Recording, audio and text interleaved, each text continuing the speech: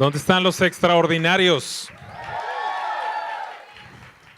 Y los que están de visita hoy no tienen la más remota idea de qué estamos hablando, ya le voy a contar. Estamos en una serie muy especial que se llama Extraordinarios, entendiendo que todos y cada uno de nosotros somos eso precisamente para Dios, personas que tienen una asignación específica para este tiempo, para esta generación.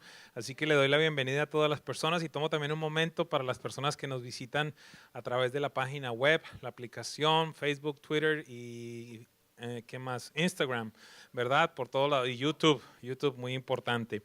Bueno, en el desarrollo de esta serie Extraordinarios, el día de hoy deseo compartir la segunda responsabilidad de los hijos de Dios, que hemos llegado a entender que somos sacerdotes según la Biblia. La Biblia habla que aquellos que han recibido a Jesús como Señor y Salvador hacen parte de un reino de sacerdotes. Y en la primera enseñanza de esta serie tratamos de establecer un fundamento. ¿Qué significa ser un sacerdote? Porque muchos de nosotros podemos tener esta imagen de una persona vestida de negro con un cuellito blanco, pero la Biblia no habla de eso. La definición a la que hemos llegado de ser un sacerdote es la siguiente: un sacerdote es un hijo o hija de Dios que porta su presencia, que le sirve compartiendo su naturaleza donde quiera que va. Y voy a hacer énfasis en la última parte: y bendice al mundo porque abre vías de reconciliación con el Padre Celestial. Hago énfasis en esta última parte: y bendice al mundo porque abre vías de reconciliación con el Padre Celestial. La enseñanza de este día tiene por título Desconocidos. No sé si la vieron allí en las redes sociales o tal vez en el correo masivo que enviamos. Si usted no lo está recibiendo, por favor vaya a presenciaviva.com y en la parte de abajo puede inscribir su email para que le llegue la información. Quiero pedirles que me acompañen a ver un video que tiene como título exactamente el mismo de la enseñanza de este día, Desconocidos.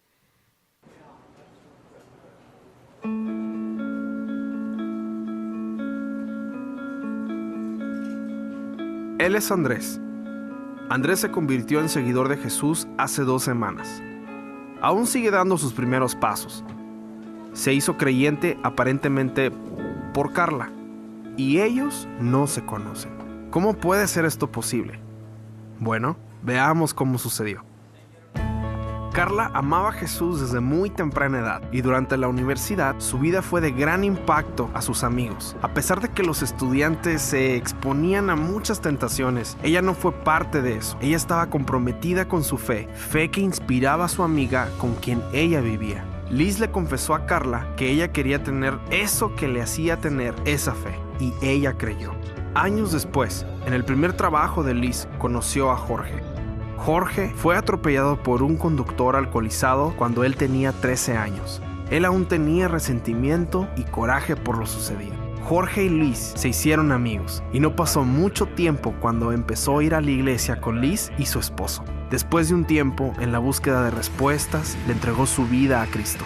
Jorge se convirtió en un conferencista.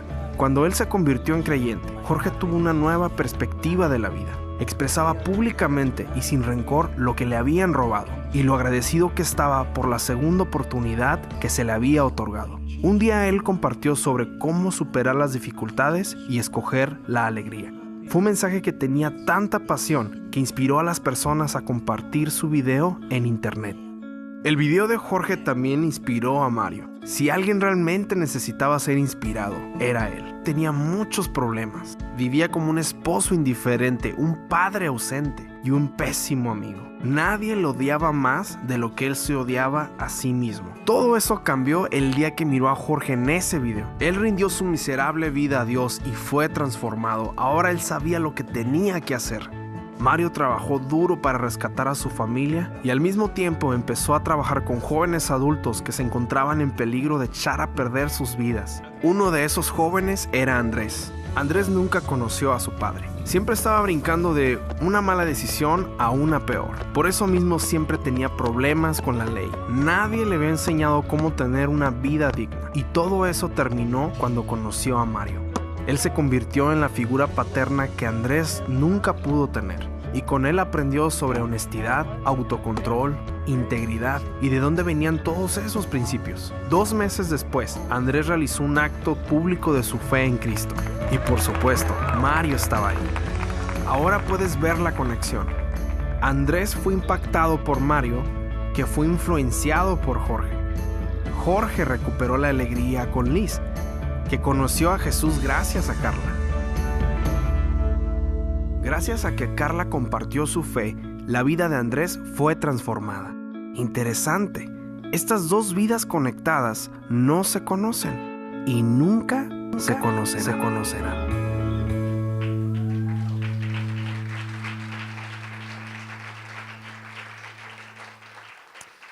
¿Cuántas Carlas y cuántos Andrés habrá por acá en este día, verdad?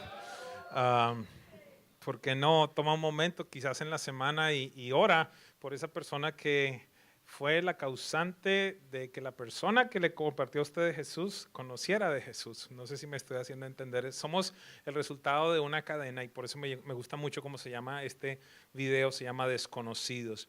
El tema de compartir la fe en Jesús debe ser uno de los que más apasiona a los hijos de Dios. La pregunta es la siguiente: ¿qué sucede cuando ves una buena oferta en el internet y sabes que alguien en determinado momento está a punto de comprar una lavadora y tú dices, wow, mira este precio? ¿Qué es lo que uno hace si uno es una persona normal, verdad? ¿Qué es lo que uno hace? Ayúdame por un segundo. Y cuando vas a un buen restaurante y de pronto vas una segunda vez y tú dices, esta gente son definitivamente, qué cocina tan buena. ¿Qué es lo que uno hace? No les entendí nada, pero me imagino que es compartirlo, ¿verdad? Y cuando encuentras algo que definitivamente no se puede dejar pasar, yo soy de este tipo de personas que empiezo, hey, mira, está esto, hay esta oportunidad. Creo que aquí por lo menos hay como unos 4 o quizás 5 personas que manejan el mismo carro que mi esposa. ¿Por qué razón? Porque encontramos una oferta tan loca, tan buena, tan barata, con tantas condiciones tan buenas que empezamos a hablar y resultaron entonces varias personas manejando el mismo carro.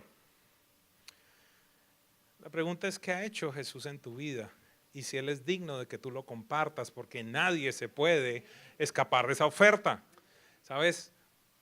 Quiero pedirle al Espíritu Santo que en este día se caiga toda vergüenza que puede existir en ti y en mí de compartir la fe. Por muchos años, y vuelvo a reiterarlo los que están más tiempo escuchándome, por muchos años yo era el creyente 007, así como James Bond, ¿verdad? El cristiano ultra secreto. El único que sabía que era cristiano era yo. ¿Por qué razón sucedía eso? Varias. Número uno, en mi país de origen, en ese tiempo, éramos catalogados los aleluyas, los panderetas. No sé si usted conoce qué es una pandereta, ¿verdad? Y se burlaban de nosotros en muchas instancias. En el colegio no fue sencillo para mí en determinado momento enfrentar y sostener mi fe en Jesús. ¿Por qué razón? Porque era más sencillo simplemente ser otro borracho más, ser otro que se acostaba con quien se le presentara, otro que maldecía y hablaba de una manera incorrecta. Era más sencillo ser simplemente otro más que ser uno diferente. Y me acuerdo tanto, esta mañana recordaba en una clase de educación física cómo mis compañeros se arrodillaban en el piso y empezaban a hacer actos como si estuvieran adorando y se burlaban de mí. Y no quería yo compartir el evangelio porque para mí era una vergüenza el que me identificaran con Jesús antes de que me generara algo de orgullo, algo de felicidad, me generaba vergüenza. Y entiendo por el Espíritu de Dios que hay personas en este lugar que están enfrentando lo mismo. Algunos de ustedes han sido perseguidos y aunque posiblemente no entendemos la palabra perseguidos, pero han tenido bullying inclusive de parte de su familia por creer en Jesús. Alguien dígame algo. Algunos de ustedes han sido mofados porque le dan dinero a Dios. Se le dice, ¿para qué le dan dinero a Dios si los pastores ya saben el final, verdad? No sé si fue el espíritu o el diablo. Uno de los dos. ¿El punto cuál es? El punto es que en determinado momento hemos tenido algunas circunstancias que causan en ti y en mí que vivamos una vida en la cual no hay pasión por compartir de Jesús. uno de los puntos que más genera el no compartir de Jesús es un corazón desagradecido. Porque algunos tenemos esta mentalidad de que Jesús se ganó la lotería con nosotros. Que verdaderamente yo fui el que encontré a Jesús y no me encontró Jesús a mí. Porque es que mira cómo se iba a pasar esta oferta. Yo era la oferta. ¿En dónde va a encontrar otro predicador como yo? ¿En dónde va a encontrar otro que haga X, haga Y? ¿Sabes algo? Necesitamos comprender que es por purita gracia que Él dio su vida por ti y por mí. Y necesitaríamos tener esta conciencia de estar entendiendo que hay miles y miles de personas que se están yendo a una eternidad sin Jesús. ¿Por qué razón? Porque hay una iglesia muda. La pregunta que debo plantear en este día entonces, si hacemos lo mismo con Jesús que hacemos con un buen restaurante. Si hacemos lo mismo que Jesús con una buena oferta en el internet, si hacemos lo mismo que Jesús con X o Y cosas, de alguna forma, si en determinada instancia tú piensas que este es un buen restaurante donde estás comiendo espiritualmente de manera adecuada, que sea digno de compartir con otra persona que venga a unirse a lo que está pasando en este lugar. Esa es la pregunta. ¿Sabe algo? La Biblia nos enseña de manera clara cuál es el plan de Dios para nosotros, sus hijos, aquellos que somos parte de un reino de sacerdotes y qué es lo que debemos hacer en este proceso de compartir la fe. Quiero que me acompañe, por favor, a la carta de los Romanos, donde el apóstol Pablo le habla precisamente a la iglesia, evidentemente, de Roma, en el capítulo 10, y nos resume en unos versos cuál es el plan que él tiene. Algo que necesito aclarar es lo siguiente. Vamos a ver una progresión en la cual el apóstol Pablo empieza del final hasta el principio. No sé si usted ha visto esas películas, que empiezan con el final y entonces se va devolviendo. Entonces vamos a leer, necesito que tengas en mente que vamos a empezar desde el final hasta el principio y entonces si hago lo que tengo planeado de una manera adecuada, entonces entenderemos cómo va este proceso de evangelización desde el inicio hasta el final. ¿Están conmigo? Perfecto. Romanos capítulo 10, verso 13 al 17. Dice el apóstol Pablo, pues todo el que invoque, quiero hacer énfasis aquí. ¿Quién? Diga conmigo, todo. El evangelio de Dios es para todas las personas, es para todo el planeta Tierra. Entonces dice allí, pues todo el que invoque el nombre del Señor será salvo. Pero ¿cómo pueden ellos invocarlo para que los salve si no creen en Él? ¿Y cómo pueden creer en Él si nunca han oído de Él? ¿Y cómo pueden oír de Él a menos que alguien se los diga? Verso 15, ¿y cómo irá alguien a contarles sin ser enviado? En esta escritura encontramos por lo menos, o hay más, pero hay 5 verbos que quiero hacer énfasis en este día de forma especial y tratar de explicar qué es lo que la Biblia nos quiere compartir en este día. Y estos verbos son invocar, creer, oír, decir, enviar. Voy a volver a leer. Pues todo el que invoque el nombre del Señor será salvo. ¿Cómo pueden ellos invocarlo para que los salve si no creen en Él? ¿Y cómo pueden creer en Él si nunca han oído de Él? ¿Y cómo pueden oír de Él a menos de que alguien se los diga? ¿Y cómo irá alguien a contarles sin ser enviado? Invocar, creer, oír, decir, enviar. De estos 5 verbos, quiero desde este instante dejarte saber, hay 2 que tú debes llevar a cabo, debes poner en ejercicio, y hay 3 que le corresponden a la persona a la cual le vas a hablar o le vas a compartir. ¿Cuántos son los tuyos? 2. ¿Y la otra persona cuántos? 3. Segunda pregunta o siguiente pregunta. Imagínese entonces que está usted con el mesero y en determinado momento quiere compartir de su fe y que esta persona conozca a Jesucristo como Señor y Salvador. Pregunta, ¿cuántas personas hay involucradas en ese proceso de que esta persona llegue a conocer a Jesús? Ok, algunos dicen 2 y otros dicen 3. ¿2 o 3? Y los que dicen dos están diciendo, ¿y en dónde está el otro? Número uno, estás tú. Tienes una labor en este proceso.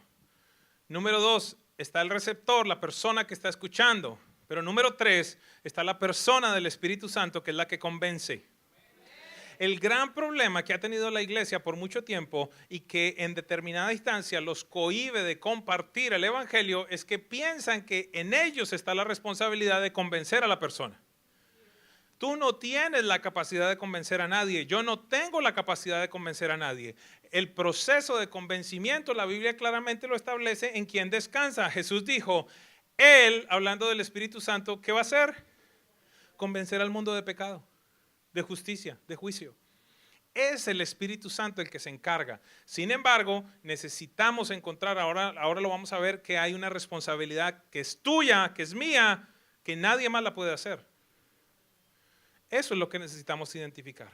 Así que vamos a ver estos verbos. El número uno, recuerde que voy a empezar entonces de atrás hacia adelante. El apóstol lo hizo al revés, empezó diciendo cómo van a ser salvos, necesitan invocar, y allí se empezó a regresar. Yo voy a entonces a empezar desde donde inicia toda esta historia. Número uno, enviar.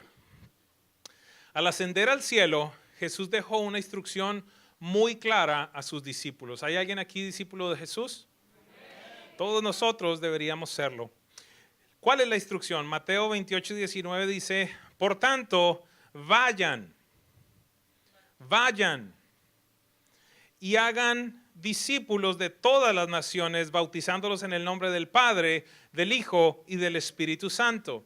Hay otras versiones que dicen, id. En esencia, necesitamos comprender que el plan original de Dios para evangelizar, para colonizar la tierra, no tiene que ver con que la gente venga, sino que con que sus hijos vayan. Hay personas que es factible que nunca vayan a entrar en un ámbito como este de domingo, con este tipo de paredes, con música. Para algunos será algo espantoso, qué sé yo. Pero siempre existirá la oportunidad de que en el lugar donde ya Dios te estableció, tú puedas compartir el evangelio. Me puede preguntar en este día, ¿a dónde debo ir? Aquellos que llevan más tiempo en presencia viva, aquellos que han hecho el taller Conéctate, aquellos que han escuchado predicar respecto a la visión de esta casa, seguramente me recordarán que empieza con ir. Es un acróstico, la estrategia es un acróstico, la palabra idea, donde esa primera I le pertenece a la palabra ir. ¿A dónde entonces estoy supuesto a ir? Yo lo pongo de esta manera, mejor tiene que ver con regresar. ¿Regresar a dónde? Donde ya Dios te estableció. Regresar a tu lugar de trabajo, regresar a tu familia, regresar a tu lugar de estudio, regresar al médico, regresar al abogado, regresar a cualquier lugar donde ya Dios te ha permitido tener presencia y contacto con otros seres humanos. Tu estudio, tu trabajo, el supermercado, el restaurante, el gimnasio, cualquier profesional que tú visitas, ese es tu lugar de misiones. Te aseguro que esta misma tarde, en el instante en el que tú salgas de acá, irás a cualquier lugar, quizás a comer, quizás irás a visitar a alguien, algo tendrás que hacer y existirá, te doy mi palabra, que existirá una persona que no conoce de Jesucristo. Son más los que no conocen que los que conocen. Y aquí el apóstol hace una pregunta y dice, ¿cómo van a creer si nadie les dice? Punto número 2, segundo verbo, decir. Recuerda, tienes que ir con un mensaje muy sencillo. Uno de los versos más conocidos en la Biblia nos deja saber qué tenemos que decir. Juan 3:16. Y voy a incluir el 17. ¿Qué es lo que dice Juan 3:16? De alguna manera, algunas personas han resumido la Biblia en Juan 3:16. Si hay algún versículo que te deberías aprender de memoria, por lo menos debería ser ese. ¿Y qué dice? Porque de tal manera amó Dios al mundo, que dio a su único hijo para que todo aquel que en él crea no se pierda, sino que tenga vida eterna. Es factible que no sea la misma versión que estoy usando allí, pero dice exactamente lo mismo. Porque de tal manera amó Dios al mundo. Pues Dios amó tanto al mundo que dio a su único hijo para que todo el que en él crea no se pierda, sino que tenga vida eterna. Verso 17. Dios no envió a su hijo al mundo para condenar al mundo, sino para salvarlo por medio de él. No es poca la gente que tiene este convencimiento que Dios está bravo con ella. ¿Por qué razón? Por su condición de pecado. La iglesia tradicional, algunas iglesias cristianas legalistas, es decir, que se enfocan más en el pecado, han llevado de una manera muy especial a cabo la obra de condenar a la gente. Y la gente entonces, cuando piensa en Dios, verdaderamente está pensando en este ser que primero está muy ocupado para encargarse de mí, pero si acaso se quisiera encargar de mí, lo primero que haría es sacarme toda la lista de pecados para decirme qué tan malvado y pecador soy yo y por qué razones que no se puede relacionar conmigo. En otros casos, muchas personas no querrán conocer al Padre Celestial porque tienen la herida más profunda en su vida, causada precisamente por su Padre terrenal. Así que, ¿qué es lo que necesitamos anunciar? Las buenas nuevas, buenas noticias, que en vez de Dios estar enojado contigo, te amó tanto que dio a su Hijo para que todo aquel que en él crea no se pierda, es decir, no esté separado de Dios por la eternidad, sino que tenga vida eterna. Alguien me puede decir en este momento, bueno, pero es que yo ni siquiera ese versículo me sé. Y yo ni sé qué es el Antiguo Testamento ni el Nuevo Testamento, no conozco la Biblia, no la tengo. ¿Se acuerdan del ejemplo de la cuchara de la semana pasada? Y los que no, pues vean la prédica. Algunos que no leen la Biblia y pueden decir, yo no estoy calificado. Quisiera plantearte una pregunta. ¿Tienes una historia con Dios? Si tienes una historia con Dios, ya estás calificado. ¿Sabes algo?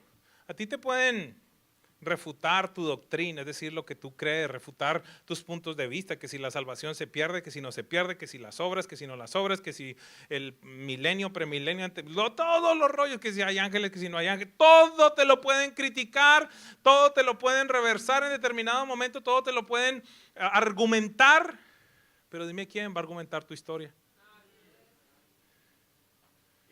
¿Quién te va a decir, no, eso no fue así? Tú vas a decir, sí, fue así. Yo sé cómo estaba y yo sé cómo estoy ahora. ¿Quién lo puede hacer?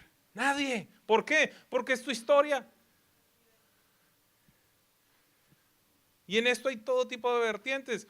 Años atrás me encontraba con un hombre que me decía, las sanidades cesaron, no existen más sanidades, simplemente eran para la Biblia y para los apóstoles. Porque hay iglesias que creen en esto. Y yo le decía a esta persona, mira, ¿y cómo hago con mi cuñada? Dice, ¿qué tiene que ver su cuñada? Estaba paralítica, oré por ella y ahora camina.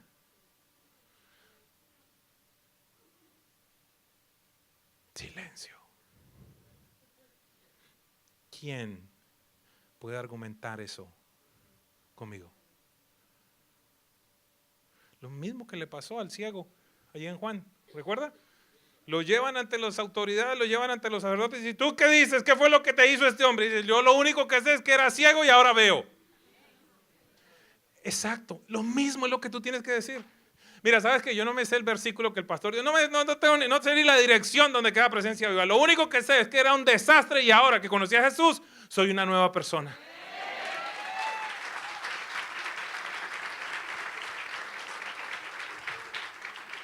Hace poco estaba visitando una pareja que acaban de tener una bebé y le dije a su papá, acuérdate cada vez que veas esta bebé que no estaba supuesta a existir, porque ustedes llegaron aquí a una conferencia de finanzas para ver cómo arreglaban su divorcio y cómo financieramente nosotros les ayudábamos a divorciarse. No debería existir en los planes humanos, pero Dios tenía un plan diferente. Y le dije, cada vez que la veas, recuerda la misericordia de Dios. Un día me enviaron un cuadrito, la fotografía, no sé si te acuerdas, mi amor, de un bebé. Y el papá me escribía en la parte de atrás, este bebé no debería existir. Gracias por ayudarnos a restaurar nuestro matrimonio. ¿Cuántas historias como esas tú puedes escribir, iglesia? El plan de Dios entonces es salvar, no condenar. Y escúchame con mucha atención esto que te voy a decir. En verdad, una persona va al infierno no por las obras que hizo, sino por no creer. No sé si entendemos eso. Una persona va al infierno no por lo que hizo, es decir, sí cometió un montón de pecados, pero ya alguien pagó por esos pecados. Lo único que requiere es creer en Jesucristo como Señor y Salvador, entender que vivió una vida libre de pecado, que murió, que resucitó, que nació de una virgen y esos pecados están perdonados. Entonces el tema no es por lo que la gente hizo, sino por dejar de creer. Pero ¿cómo creerán si no hay nadie que les diga? Y aquí termina tu labor. Los dos verbos que tienen que ver contigo son estos: ir y decir. Y de la misma manera como tú vas al restaurante y pides el patacón, puedes hacer exactamente lo mismo con añadirle algo más, el tostón o como le digan en su país. La arepa, la bandeja paisa, la pupusa, lo que sea. De la misma manera como tú abres tu boca para pedir una comida, pudieras generar una siguiente pregunta, como algunos que han almorzado conmigo en determinado momento se dan cuenta. Es bien raro que un mesero que me atiende, en algún momento yo no genere la pregunta, una pregunta cualquiera como, hey, ¿vas a alguna iglesia? Allí se generó un puente. ¿Quién empieza a operar? El Espíritu Santo, yo no. Puede ser algo como eso. ¿Qué sé yo? ¿Qué te va a decir el Espíritu Santo? Yo no sé cuál es esa pregunta que va a llegar directo al corazón de esa persona. Pudieras una vez más preguntarle a la persona del lado, ¿tienes pies hermosos? Y algunos están diciendo, ¿qué tiene que ver los pies con todo esto? Punto número 3, oír. La Biblia dice que la fe en Jesús viene cuando una persona escucha, oye el mensaje de salvación. Mira lo que dice Romanos 10:17. Así que la fe viene por el oír, es decir, por oír la buena noticia acerca de Jesús. Mira, hay algo sobrenatural que sucede en el instante en el que tú abres tu boca, el Espíritu Santo abre el oído de esa otra persona y allí se concibe la fe. No sé quién recuerda lo que dice Juan 1:14, aquellos que son concebidos del Espíritu y no por voluntad humana. Allí se lleva a cabo un proceso de fecundación espiritual, pudiera decirlo de una manera, que lleva al nacimiento de una nueva persona en Cristo Jesús. ¿Qué más puedo agregar en oír? Nada más. La fe viene por el oír. ¿Y el oír qué? Las buenas noticias del Evangelio de Jesús. Punto número 4, creer. Lo único que se requiere es creer en Jesús y en que su obra fue suficiente para salvarnos. Pero le hago una pregunta, ¿quién tiene que hacer ese proceso de que la gente crea? Diga conmigo por favor, el Espíritu Santo. Tú no puedes hacerlo, yo no puedo hacerlo. Es el Espíritu Santo. Romanos 10:9-10 dice, si declaras abiertamente que Jesús es el Señor, recuerde, declarar que Jesús es el Señor y crees en tu corazón que Dios lo levantó de los muertos, serás salvo. Pues es por creer en tu corazón que eres declarado justo a los ojos de Dios y es por declarar abiertamente tu fe que eres salvo. Dos elementos que son precisamente los últimos dos verbos, el creer y el invocar. Punto número 5 precisamente es ese, invocar o decir, declarar. Se debe realizar una declaración, una invocación verbal de lo que esa persona ha creído. Romanos 10:8-9 dice, ¿qué afirma entonces? La palabra está cerca de ti y la tienes en la boca y en el corazón. Esta es la palabra de fe que predicamos, que si confiesas con tu boca que Jesús es el Señor y crees en tu corazón que Dios lo levantó de entre los muertos, serás salvo. Y regresamos al primer versículo que leímos el día de hoy, Romanos 10:13, pues todo el que invoque el nombre del Señor será salvo. Tú no tienes que creer Tú no tienes que hacer absolutamente nada. Lo único que tienes que hacer es ir y decir. Permite que el Espíritu Santo haga el resto. En Juan capítulo 2 encontramos el primer milagro en el ministerio de Jesús. No sé si alguien lo recuerda, esas famosas bodas de Caná de Galilea, en la cual Jesús convirtió el agua en vino. Y quiero mostrarles lo que a mi manera de ver representa, dentro de muchas otras cosas, lo que puede representar ese primer milagro. Dice número 1 que estaban en una fiesta, estaban en un día a día, en un ambiente familiar. Llegó Jesús con sus apóstoles invitados, María también estaba allí, y sucedió algo. Las bodas judías se prolongaban por varios días, y una de las cosas que no podía faltar era el vino.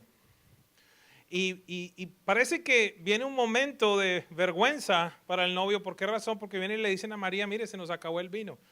María, como buena mamá judía o cubana o colombiana o de por allí de cualquier lado, sale a resolver, ¿verdad? ¿Y a quién fue a buscar? A Jesús. Dijo, mi hijo, se acabó el vino. Jesús le contesta, ¿y a mí qué?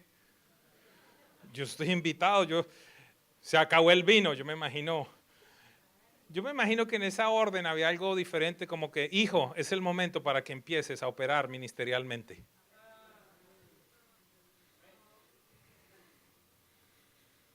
Y empieza a decir la historia en el Evangelio de Juan lo siguiente, que Jesús entonces se levantó y mandó llamar a los sirvientes. Diga conmigo, sirvientes. Y le trajeron entonces 6 tinajas, diga conmigo 6 tinajas. Todo esto es muy importante entenderlo. Le trajeron 6 tinajas vacías. 6 es un número muy importante en la Biblia. El ser humano fue creado ¿en qué día? En el 6º día. A mi manera de ver, esas tinajas son una representación de la condición del ser humano. Vacía, áspera por fuera, pero a la vez fácil de quebrantar. Y entonces Jesús le dice a los siervos, por favor, llenen las tinajas de agua. Cuando ellos llenaron la tinaja de agua, entonces vinieron de Jesús y le dijeron, ahora saquen agua y llévensela al maestresala para que la pruebe. Cuando eso sucedió, entonces el maestresala bebió y ¿qué encontró? El mejor vino. Quiero hacerte una pregunta. Número 1, ¿qué representan las tinajas? La condición de la humanidad. Número 2, ¿quiénes son los siervos? Diga conmigo, yo. Diga conmigo, yo. ¿Qué te mandó a hacer Jesús o qué le manda a hacer Jesús a los siervos? Diga conmigo, echar el agua. La Biblia es la representación del agua. Muchas veces la Biblia nos deja saber eso, echar el agua.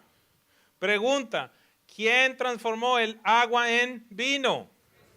Y entonces, ¿por qué te preocupas de que la gente se convierta si tú lo único que tienes que hacer es echar el agua? Tú no tienes la capacidad de convertir el agua en vino. El Espíritu Santo es el único que lo puede hacer. Pero el problema es que no estamos compartiendo muchas veces porque sentimos que lo tengo que convencer. Es que yo tengo que hacer, es que yo tengo que esto, Tú no tienes que nada, lo único que abre la boca y comparte tu historia.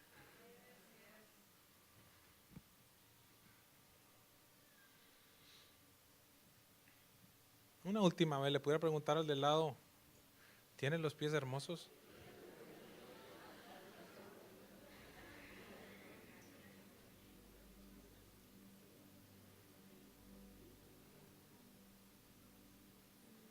Volvamos a leer entonces el verso o el pasaje de la escritura que hemos utilizado el día de hoy. Dice, pues todo el que invoque el nombre del Señor será salvo. Pero ¿cómo pueden ellos invocarlo para que los salve si no creen en Él? ¿Y cómo pueden creer en Él si nunca han oído de Él? ¿Y cómo pueden oír de Él a menos que alguien se lo diga? ¿Y cómo irá alguien a contarles sin ser enviado? Por eso las Escrituras dicen, qué hermosos son los pies de los mensajeros que traen buenas noticias.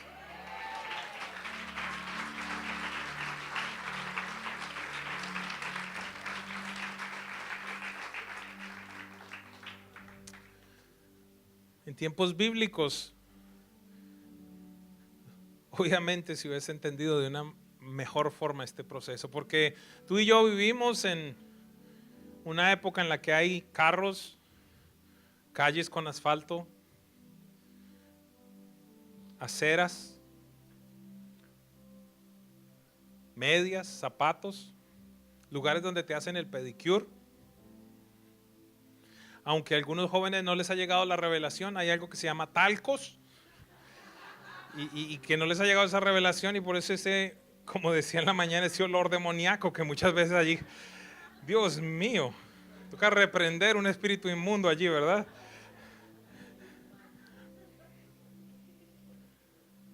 Pero no siempre era así.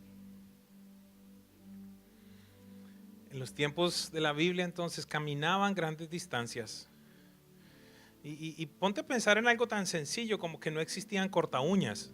¿Puedes pensar en eso? Limas o esa cosita que le meten ahí a uno por la uña que le hace sentir que ahí por el lado, ¿sí le ha pasado alguna vez? ¿O es que a usted no le crecen las uñas? Pues, tan santo que, pastor, a mí ni las uñas me crecen. No sé si alguna vez ha pensado en eso. Córtese una uña sin corta uñas.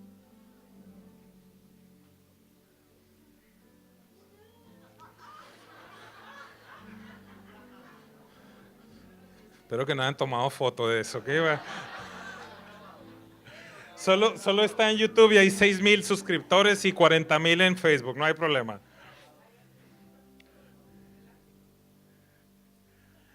Y entonces el trabajo de menos honra en esos tiempos bíblicos era esa persona que lavaba los pies cuando llegaban los visitantes a algún lugar. Y piensa por un instante en el barro, en el sudor, quizás pies literalmente secos, abiertos, quizás con sangre, qué sé yo. Esos eran los pies de Jesús. Esos eran los pies de los apóstoles. No, es que Jesús tenía pies. No. Dice la Biblia que en él no había ningún parecer ni hermosura para que nadie lo deseara. Normalito. Wow, pero hubo una mujer que a pesar de los callos, que a pesar del uñero, que a pesar de cualquier cosa que puede existir en los pies de Jesús, ella los vio como unos pies hermosos. Porque ella sabía que antes de haber encontrado esos pies, ella era una prostituta y que Jesús había sacado 7 demonios de ella y que su vida había cambiado para siempre, y por eso ella se pudo tirar a los pies de Jesús y utilizar el perfume que compró con el uso de su cuerpo, porque era una prostituta, y usar ese perfume para derramarlo a los pies de su maestro y secar los pies con su cabello, porque decía: cuán hermosos son los pies de los que anuncian la paz.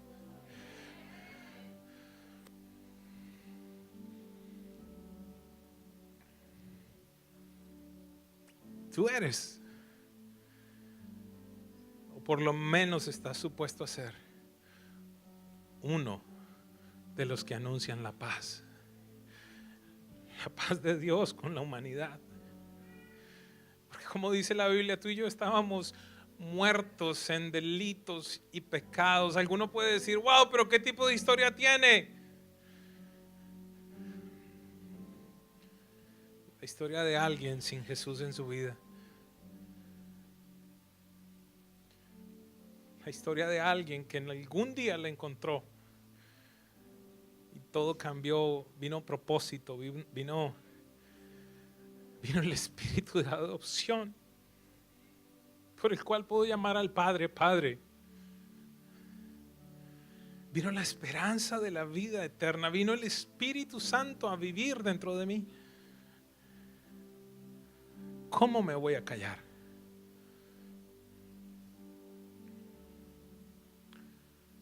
Y en este día hay algo que quiero hacer para cerrar. La misma carta a los Romanos, en el capítulo 1, verso 16, el apóstol Pablo dice algo impresionante. Dice: pues yo no me avergüenzo del Evangelio, porque es poder de Dios para salvación. Al judío primeramente y también al gentil. ¿Qué significa esa palabra gentil? A todo ser humano que no nació judío, por ti, por mí. Y dice él, yo no me avergüenzo del Evangelio, porque es poder para salvación. Escuche, porque acá hay un principio muy importante. Primeramente al judío. La primera ofrenda que sale de esta casa todos los meses, la primera ofrenda que sale de esta casa todos los meses, va dirigida a la evangelización de los judíos. La primera ofrenda que sale de mi casa todos los meses va dirigida a la evangelización de los judíos. El apóstol Pablo dice, no me avergüenzo del Evangelio porque es poder de Dios para salvación primeramente al judío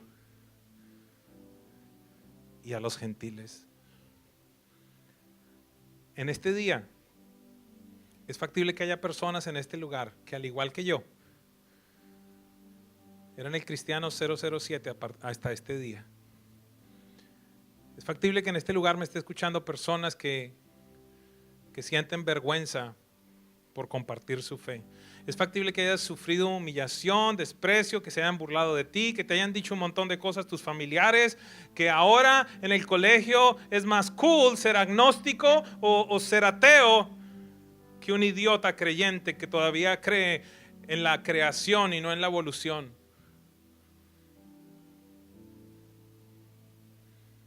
Porque no me avergüenzo del Evangelio, porque es poder de Dios para salvación.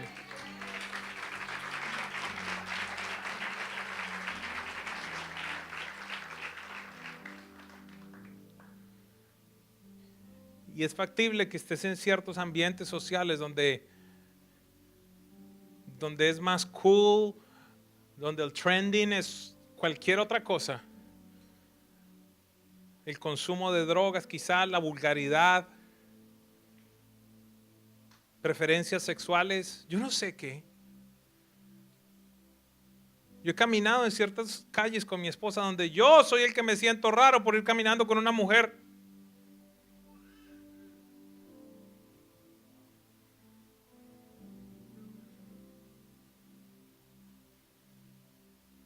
Es factible que, como también me sucedió con mi esposa en un centro comercial, una muchachita me dice, ¿17 años de casados? Sí, y 5 de novio. Ella no quería mucho tan largo, pero me daba miedo pedirle la mano. Y entonces ahora el raro soy yo porque tengo una sola mujer y estoy casado por 17 años.